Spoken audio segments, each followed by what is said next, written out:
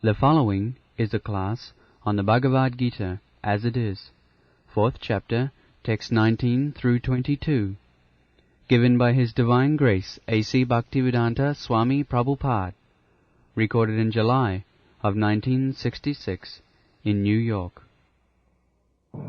यस्य सर्वे समारंभ्या काम संकल्प बुद्धिता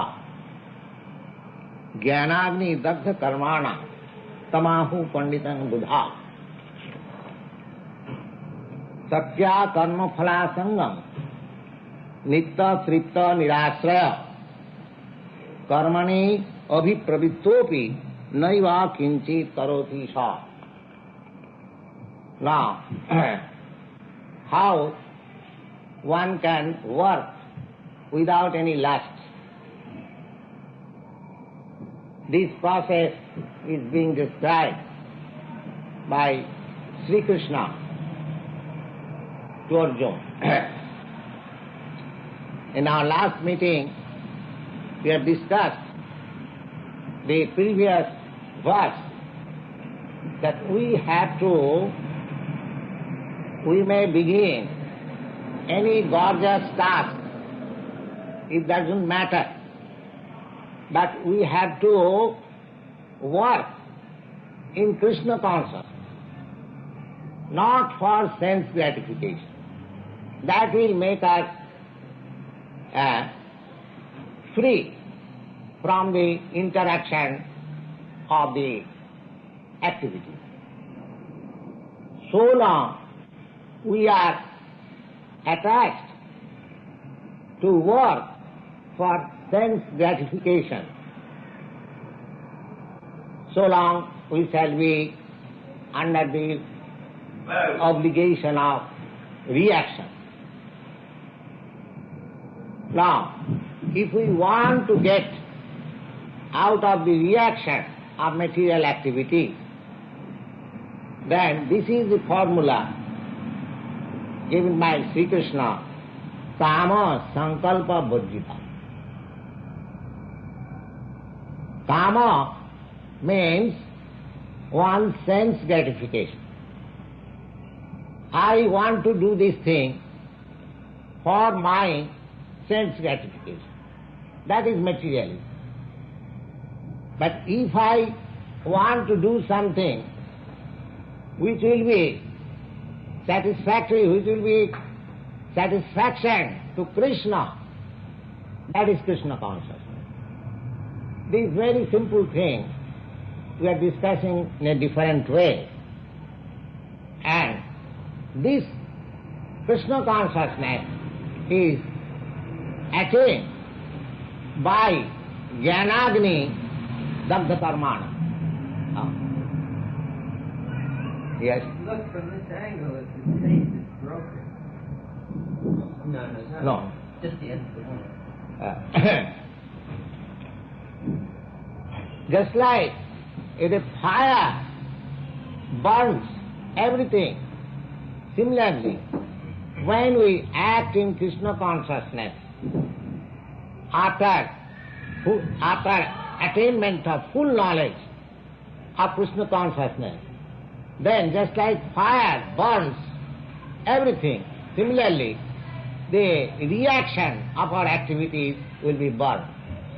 Jnanagni Dagdha Karmana. This verse we have already discussed, and the next verse is further explanation of this verse. Tattva karma phala sangam nitya tripta nirasraya. Now, whatever we do, we deserve some fruit out of it. Anything we do, we expect some result out of it. Sometimes the result may be bad, or sometimes the result may be very good. But a person in Krishna consciousness should not be attached either to the good result or bad result. Because even if I want good result, that is my attachment. And of course, if there is bad result, we haven't got any attachment, but sometimes we lament. That is our attachment. That is our attachment. So, one has to transcend both from the good result and the bad result. How it can be done? It can be done just like if you are working on account of some big firm. Suppose you are a salesman. You are working on behalf of that big firm. Now suppose if you make $1 million profit, you have no attachment for that because you know that this profit goes to the proprietor. You have no attachment.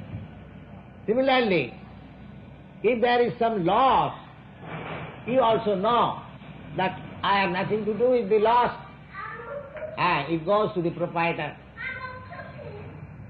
Similarly, if we work on account of Krishna, then I shall be able to give up the attachment for the result of the work. Sakta karma phala sangam nitta tripta nirasraya. Nitta tripta, always satisfied. Either there is good result or there is bad result. It doesn't matter. I shall remain satisfied in the sense that I am working under the direction of Krishna. So, I have nothing to think of the result. Tanmannevadikarasti ma phalis kadasya. Just like Arjuna. Arjuna did not like to fight with his relatives, with his grandfather. But because Krishna wanted it, he fought and he was satisfied. Because the principle was that Krishna wants it and Krishna is satisfied. Although I do not like to fight, but Krishna is satisfied, therefore I have to fight. This is Krishna consciousness. Nitta tripta. He is not dissatisfied. Though, I have to fight against my relatives, my grandfather, my teacher. Nirasaya. Nirasa means he is not under the obligation of any good result or bad result. Nirasa.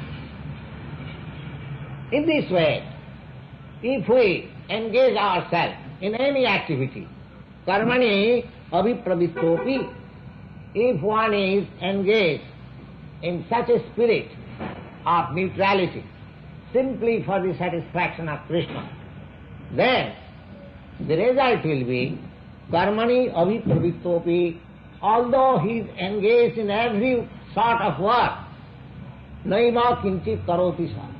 He is free from that work. He is free from the result or reaction of such work. So, this is the process that we have simply to act in Krishna consciousness and by doing so, the reaction of such work will not affect me. Nirasi jatachitratma tapta sarva parigraha sarirang kevalam karma kurban napnati kilmisham.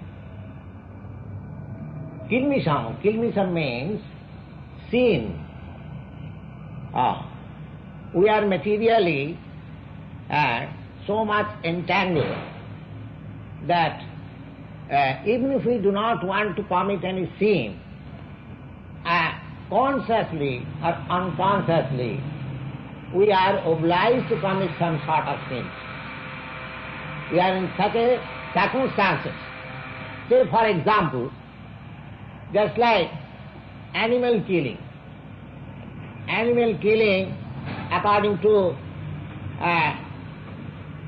Buddhist philosophy, or even according to Hindu philosophy, animal killing is a sort of sin. Now suppose I I am not inclined to kill animals, or I do not kill animals. I avoid it. But intentionally or unintentionally, sometimes we have to kill animals. How is that? Now suppose we are walking on the street, there are many ants who are being killed by the pressure of our legs. Unintentionally. Now, suppose, of course here, we have got gas oven.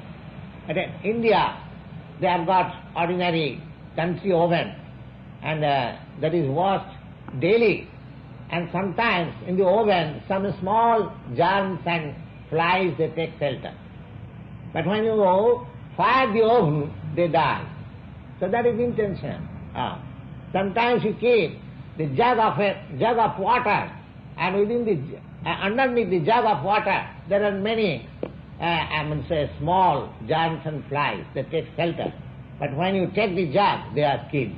In this way, there are so many processes, unintentionally or intentionally, we have to kill. But they are taken into account. They are also seen. According to strict Vedic literature, if you kill even a bug, you are sinful. You cannot kill even a bug. These are mentioned in the scripture. Now, how we can avoid? How we can avoid? That is it. I do not like to kill, but sometimes unintentionally they are killed. Therefore, according to Vedic literature, there are 5 kinds of yoga performed to get oneself free from this unintentional killing of animals.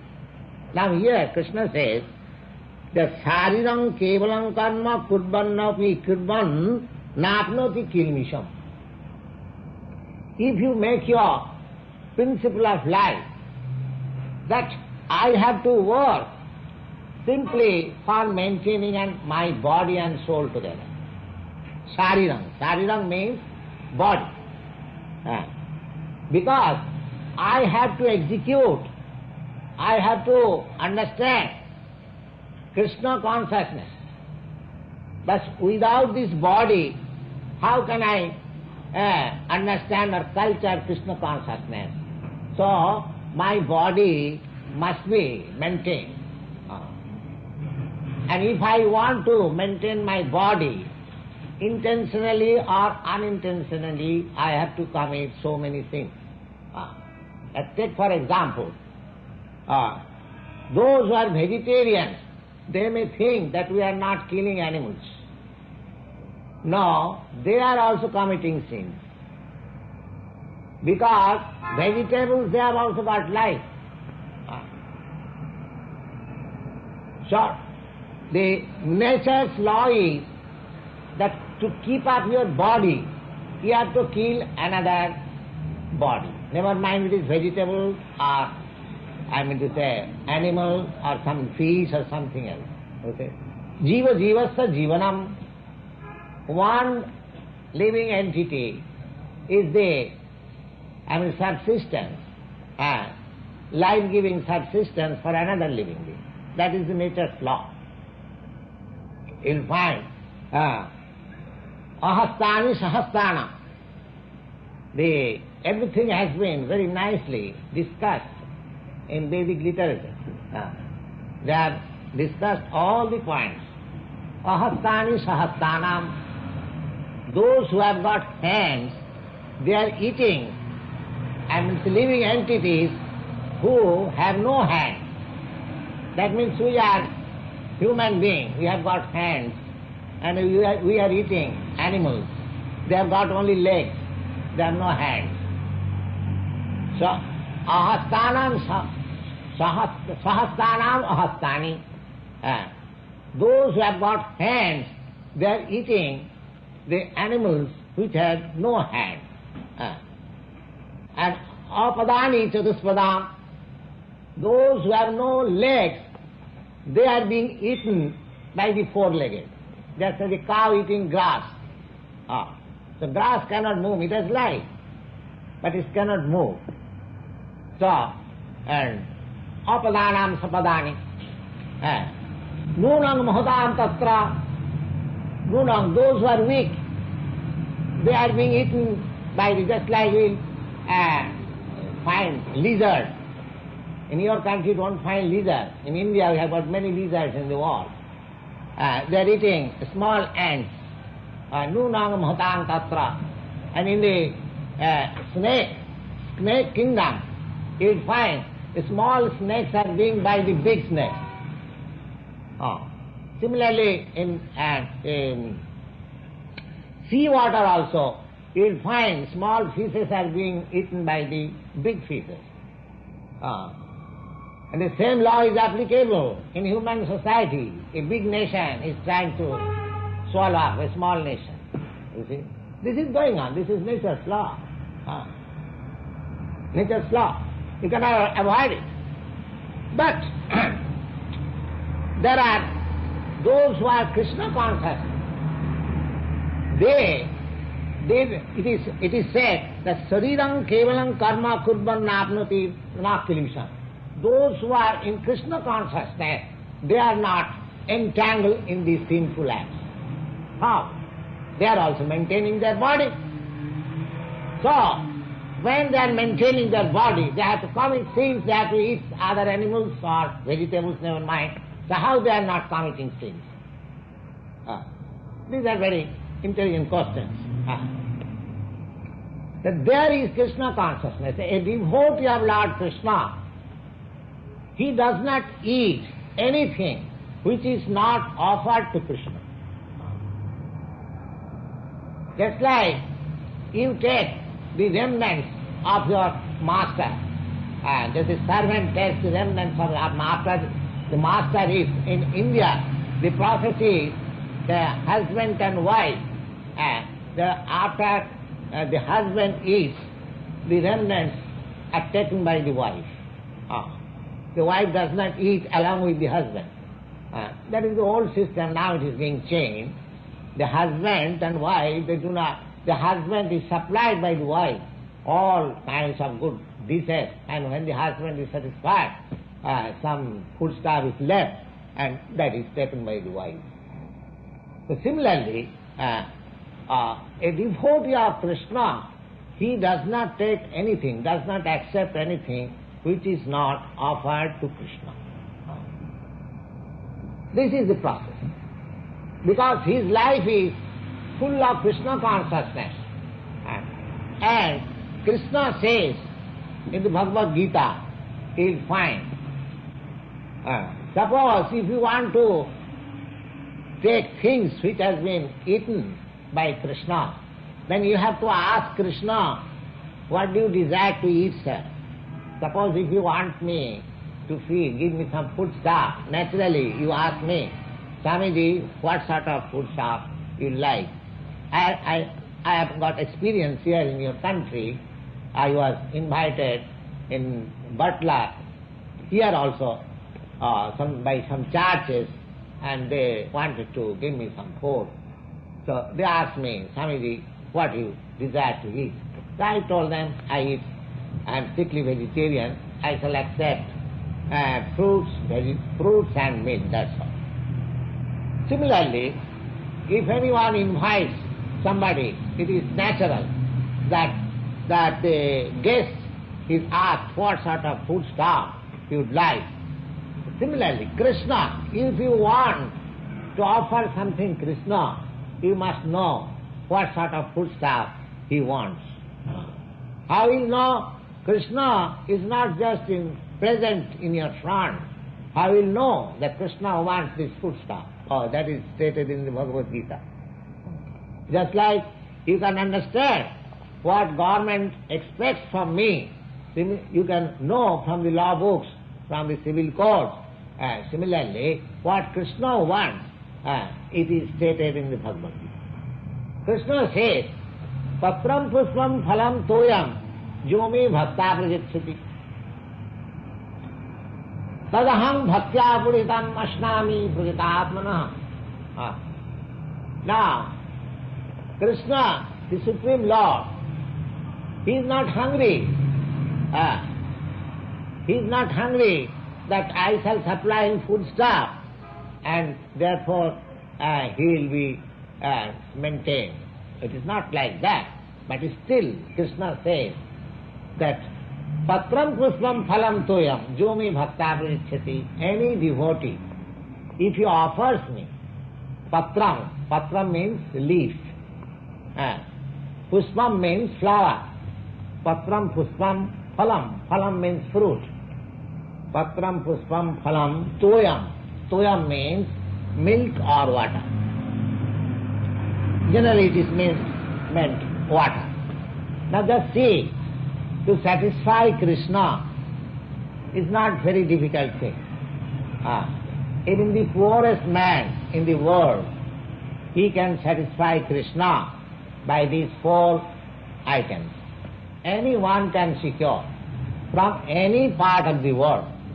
It doesn't matter that because Krishna was, Krishna appeared in India, therefore he wanted Indian food. No. The patram pushpam phalam toyam, leaf and flower and fruit and water, that is available in America, that is available in Czechoslovakia and Greenland, everywhere. So, this is the universal form of satisfying Krishna. Anyone, it doesn't matter, however poor he can satisfy Krishna. You do not require, Krishna, the Supreme Personality of Godhead, I have invited him, so I must arrange very nice foodstuff. Of course, if you have got means to supply very nice foodstuff, you must. Otherwise you will be understood that you are miser. If for your own eating you prepare very nice dishes, and because Krishna says, I will be satisfied with leaf and fruit, so you supply Krishna all right, sir, you take leaf and fruit, and for me I shall take these palatable dishes. No, Krishna is very, intelligent also. He is more intelligent than, so then you are cheating. It is for thee and the poorest man. If you have got means, in India there are many thousands of Krishna temples all over India, especially in Vrindavan. I have several times told you that Vrindavan is a city only 50,000 people. Not even 100,000, 50,000 people is a small city. But there are 5,000 temples. All Krishna temples. Now each and every temple you will find how nice foods are according to the capacity of the temple owner. Very, costly foodstuffs are being offered, and those foodstuffs is distributed among the poor classes. Now at the present moment, after we have got Swaraj or independence, the government has interfered with this sort of service. They say that this is waste of money. Why you are offering? They are becoming atheists. But this is not waste of money. At the cost of the rich man, the prasadam was being distributed to the poor class of man at a nominal cost. Now, poor man, they go to hotel, but if they take prasadam in a temple, the far better quality foodstuff is supplied to him only at nominal cost. In the hotel, what will be charged? $1. He can have it in the temple for 10 cents. So this system was there. In our childhood, when I was a boy of 8 or 10 years, sometimes I used to accompany my father. My father was a great devotee. He would take prasadam from the temple. So I got experience that we paid for 2 dishes 4 annas. 4 annas means, according to modern exchange, it is 5 centuries. 5 cents according to your exchange value. Now for 5 cents we have very nice prasadam we can get 2 persons we are fed. Still there is a place which is called Nathadwara. Nathadwara, if you pay there 2.5, you will get what prasadam $2 worth. So this system is going on still. So if one has got sufficient means, he should supply Krishna to his best capacity. But when Krishna wants that you give me, he says, this is the lowest common factor. Patram pushpam phalam toya. Anyone, any poor man in any part of the country, they can supply Krishna and take the prasadam. So now by taking that prasadam, you become free from the responsibility of being sinful. That is it. That way you will find in Bhagavad Gita that Jagyasishta sino santa muchante sarvakilmisai. If you take the remnants after offering Krishna, that food stuff makes you free from all kinds of sin. So, anyone, it doesn't matter what he is, he can prepare food stuff, either family-wise or just like I am here single, I am cooking my food stuff and I am offering my Krishna and I am taking, and as far as possible, some of the remnants is distributed to the devotees. So this process we can adopt everyone, because we have to maintain this body. So if we do not take Krishna Prasad, then I become responsible for all kinds of sins. But if we accept Krishna Prasad, then I have no responsibility. Because Krishna is taking, just like Arjuna is fighting. Arjuna is afraid of sinful acts by killing his kinsman and the grandfather. But when he understood that I am fighting on Krishna's account, so I am free. Say, Sariram kevalam karma kurvan na apnoti kilmisam. If you simply don't try to increase your artificial demands for maintaining this body.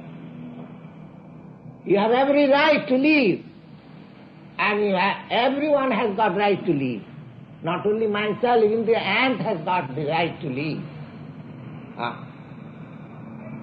But in a human society, by our so-called civilization, we give all protection to the human society, but we don't give any protection to the animal society. Because it is due to want of Krishna consciousness. When we shall be Krishna conscious, then naturally we shall feel for every living entity, because we shall know, because in the Bhagavad Gita it is stated, Mamai vangsa jiva loke jiva bhuta sanatana. All these living entities, they are all my fragments. They are parts and parcels of Krishna. Under circumstances, some of them have become lower animals, some of them have become big men, some of them become demigods, some of them become small germs. It doesn't matter, but they're all parts and parcels of Krishna. So a person who is under Krishna consciousness, he cannot make any injustice to any living entity. That is Krishna consciousness. Therefore, one who has dedicated his life for acting on account of Krishna, under Krishna consciousness, nirasi jata chittatma, he has no other hope except, save and except to satisfy Krishna. Nirasi jata chittatma tatta sarva parigraha. He doesn't like to make, exploit the resources of the material nature. Whatever is obtained, and easily, as gift of nature, he accepts, and he maintains his body and soul together, and for Krishna's satisfaction, and he eats everything which is offered to Krishna, then he is free from all kinds of sinful reaction.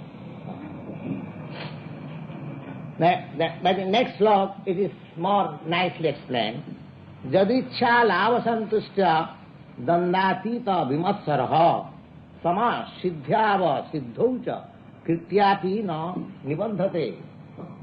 Now the process of life described here. Jadicha lavasantushya. One should be satisfied with things which comes very easily. We should not try for anything too much to obtain it. No. We shall be satisfied. Whatever comes automatically or by the will of Krishna, we may be satisfied in that. Jadichala. For gaining something, we should not be too much endeavor. Then I shall be deviated from Krishna consciousness. There are 6 formulas which can deviate us from Krishna consciousness, and there are 6 formulas which can encourage us, which can advance us in Krishna consciousness. And what are they? Now, first of all, let me state what are against principles, against Krishna consciousness, against the principle of Krishna consciousness. What are they?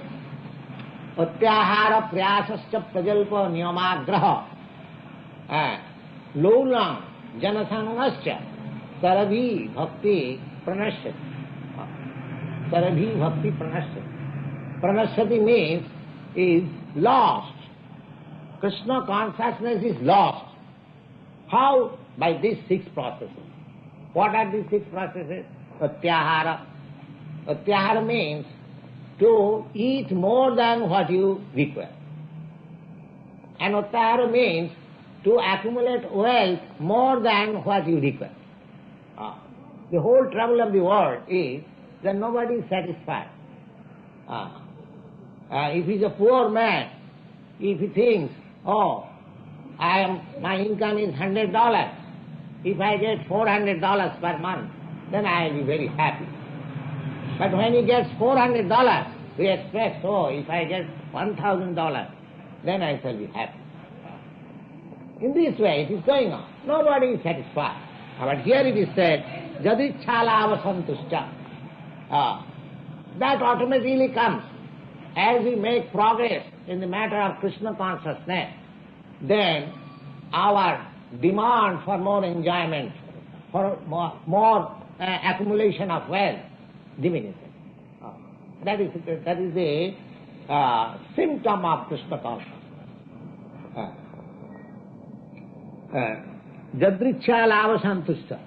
So the Utyahara means to acquire more than we need. Because we have to maintain this body and soul together, then we must earn something or acquire something to keep my health and body fit. That is all right. But we should not try unnecessarily for accumulating more. Suppose if I am satisfied by some grains and vegetables and fruits and milk, if my health is properly kept, why should I eat more than that? Simply for satisfying the palate, my tongue. No, we should not do that. So Jadichala avasantushtya. So Utyahara, to accept more than what we need, that is against Krishna consciousness. And prayasa means we have to acquire something. But if it requires a heavy work, heavy endeavor, we should avoid it. We should avoid it. Utyahara prayasasya prajalpa. Prajalpa means for nothing talking nonsense. People are accustomed to talk so many things unnecessarily. Just in club, among friend circles, which has no benefit either spiritually or materially.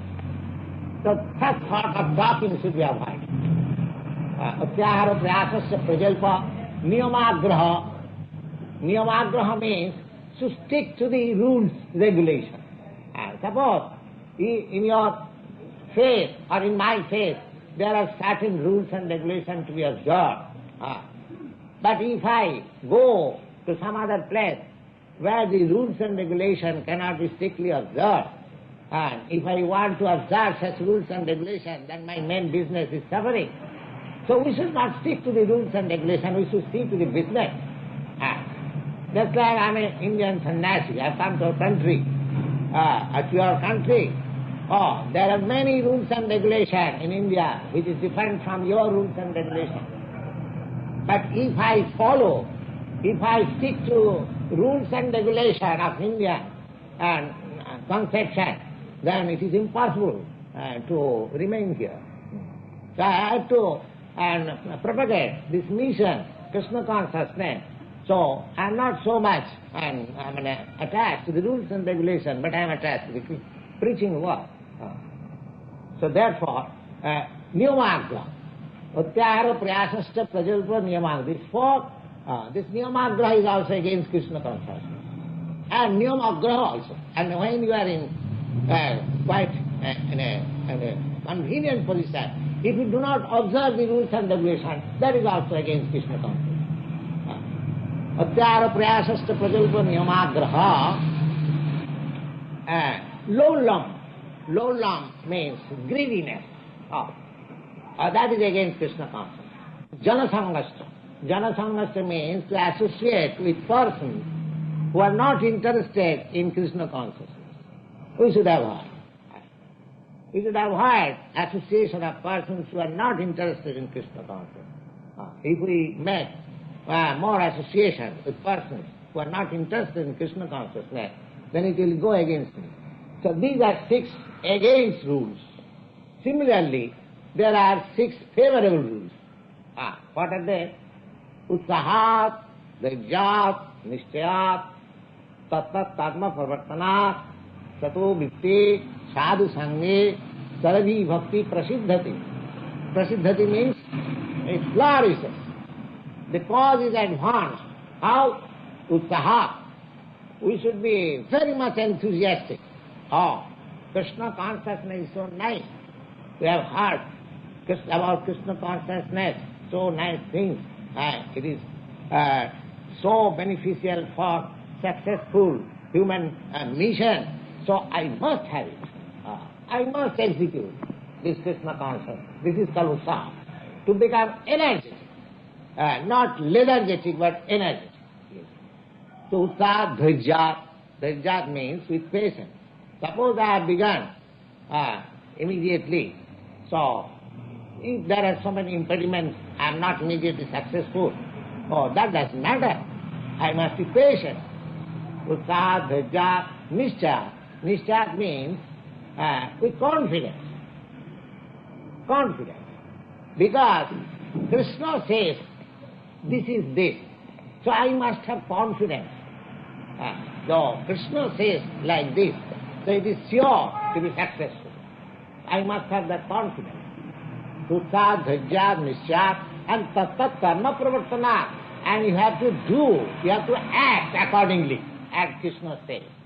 If you do not act, then the tat karma pravartana, sato vritti, and your profession should be very honest. Sato vritti and sadhu sange, and you should associate, just like the against rule is to associate with persons who are not Krishna conscious. Similarly, sadhu sange. Sadhu sange means who are culturing the Krishna consciousness. They are called sadhu. You'll find in the Bhagavad Gita, Apite sudurachara bhajati mam anannabha sadhureva samantabha. About sadhu, I have explained several times. So sadhu sangha, we have to make association with persons who are spiritually interested and who are trying to culture Krishna consciousness, that association. So these 6 things will elevate me to the path of Krishna consciousness, and the other 6 formulas, they'll go against me. So, Jadrichālava Santushta means that my principle should be how to excel, how to become successful in Krishna consciousness in this life, and so far other things are required for maintaining my body, I shall be satisfied. Whatever easily comes by the will of the Supreme Lord, I should accept. I should not make much endeavor for artificial fulfillment of our desires and senses. So Jadrichālava Santushta Dandatita. Dandatita means he should avoid quarreling.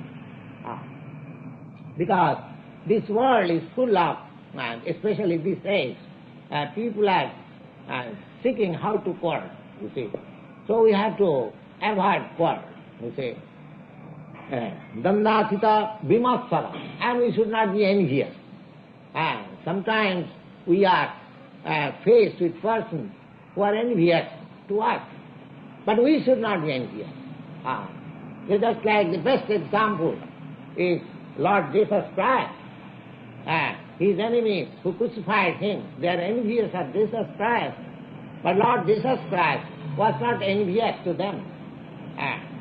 When he was being crucified, he prayed God, "Oh Lord, they do not know what they are doing. Please excuse them." Just think how much, noble he was. Vimasa, he was not envious to anyone, even to his enemy. The Krishna consciousness teaches us that they are not envious even to the enemies. The Vimasara, Sama. Sama means equal to everyone. Siddha, Siddho, Asiddho. Now suppose that we do not expect in Krishna consciousness, it does not matter, just like Arjuna. Arjuna was fighting in Krishna consciousness, but his only beloved son, Abhimanyu, he was killed there. He was killed there. But because we are fighting, there may be some party men, some of my party men, they must be killed. I cannot expect in fighting that I shall be simply victorious and the other party will be killed. No. So, that was a great shock to Krishna Arjuna. He was the only son, and he was 16 years old, and he had a young wife. And so just see, but he was steady even at the death of his only son. Siddha Siddho Chakrityapi Nādivadhate. In this way, if we make progress, Krishna consciousness, then we are free from any reaction of evil. This is the whole point.